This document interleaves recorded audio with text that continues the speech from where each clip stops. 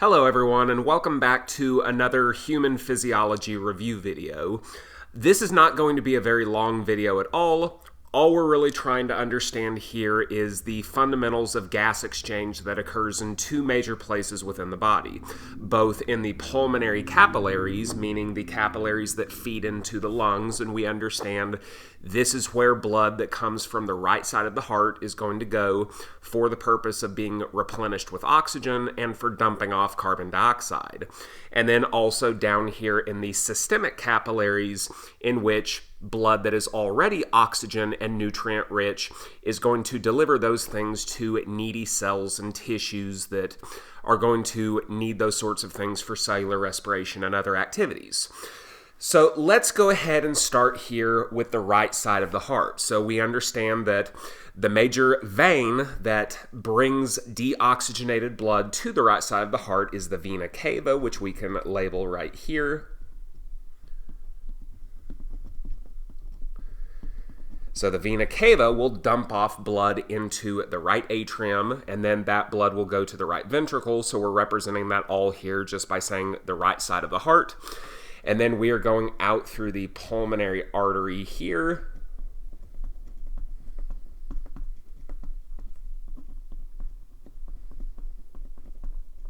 And as we understand currently, the pulmonary artery is going to take this oxygen-depleted blood into the capillaries that feed into the lungs, and we are going to pick up oxygen there. So let's go ahead and talk about that in just a little bit more detail.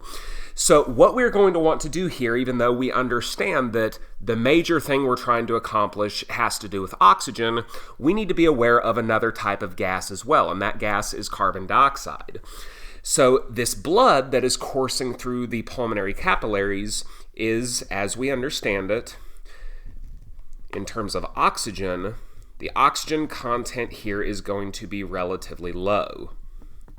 So that's why we call this deoxygenated blood. On the other hand, the carbon dioxide content of the blood at this point is going to be relatively high.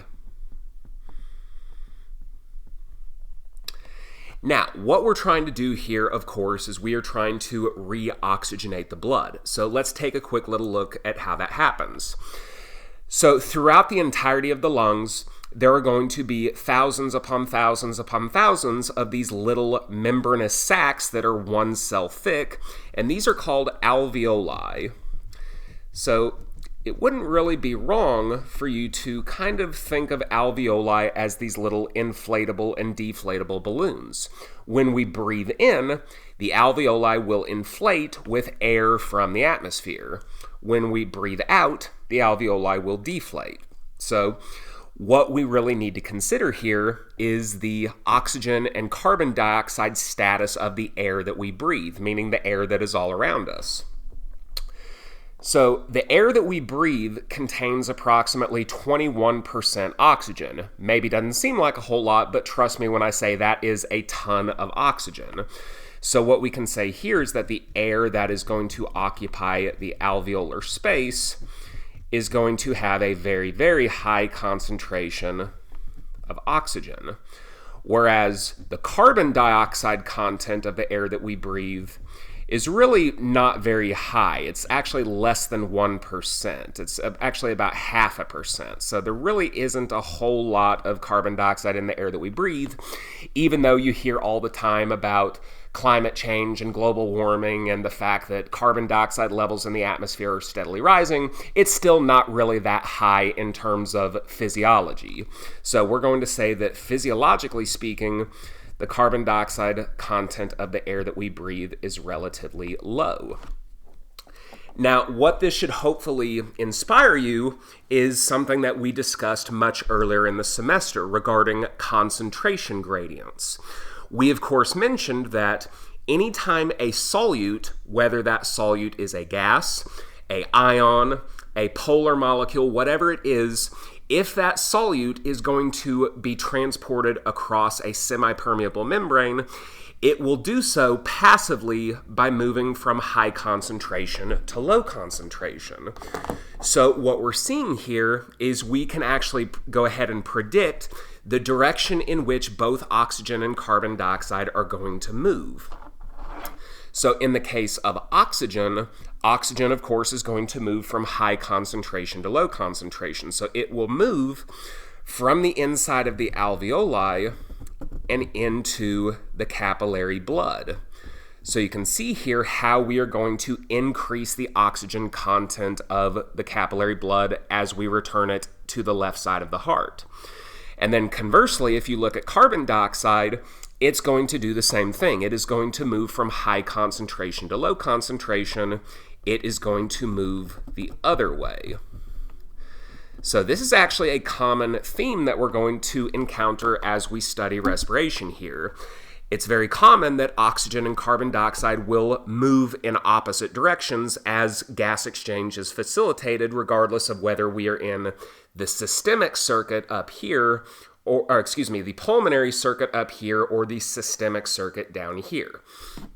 Okay, so at this point, since we have oxygenated this blood and we have taken carbon dioxide out, now this blood at this point is going to be oxygen rich, so oxygen high, and carbon dioxide low. And it's going to stay that way for a little bit here. So this blood is going to be returned through the pulmonary vein. We'll go ahead and label that here. Through the pulmonary veins to the left atrium, so left side of the heart, left ventricle, and then out through the aorta and into our variety of different major arteries, which are going to service major organs like the cardiac muscle itself, talking about the coronary arteries, we're talking about the carotid artery, we're talking about the mesenteric artery. So we're talking about all these different major arteries that are going to service different vital organs and tissues throughout our body. So let's just take one particular example here. So here we're looking at an artery that is feeding a particular tissue. So you can see all the different cells of this tissue. So at this point, we are no longer in the pulmonary circuit like we were up here. We are actually in the systemic circuit. So do not forget, as we move into the capillary bed here, we are still at a point where we are oxygen rich, so oxygen high, and CO2 low. But here's the deal with the oxygen and carbon dioxide status of the interstitial fluid, which is around those cells that make up whatever tissue or organ we happen to be looking at. Assuming that these cells are highly, highly, highly respirating, in which case if we're talking about skeletal muscle, brain tissue, cardiac muscle tissue, these cells are going through cellular respiration very rapidly, meaning that they use up oxygen. We understand you have to use up oxygen for cellular respiration, and you produce carbon dioxide as a byproduct. So the status here is going to be that oxygen is very low because it is rapidly used up in the course of cellular respiration, and then carbon dioxide is very high because during that same process, carbon dioxide again is produced as a byproduct. So what we're going to see here in our process of gas exchange is both gases again will move from high concentration to low concentration, but the arrows are going to be flipped as we saw in the pulmonary circuit. So this time, oxygen is at the higher concentration in the capillary blood, and it is going to move out of the capillary and into the interstitial space in which we find all of those cells that want and desire the oxygen for further cellular respiration. And then the carbon dioxide, which is at a higher concentration in the interstitial fluid, it is going to move into the capillary blood. So at this point, if we monitor the oxygen status and carbon dioxide status of the blood here, it is going to be oxygen poor, oxygen low, and carbon dioxide high. So at this point, we return this oxygen rich or oxygen low and carbon dioxide high blood back to the right side of the heart through the vena cava, and then we are right back where we started in which we desire to get that blood pumped back out into the pulmonary circuit so that we can pick up more oxygen, dump off more carbon dioxide waste. And then at this point, you just rinse and repeat. The whole process goes again and again and again for every single cardiac cycle that we go through.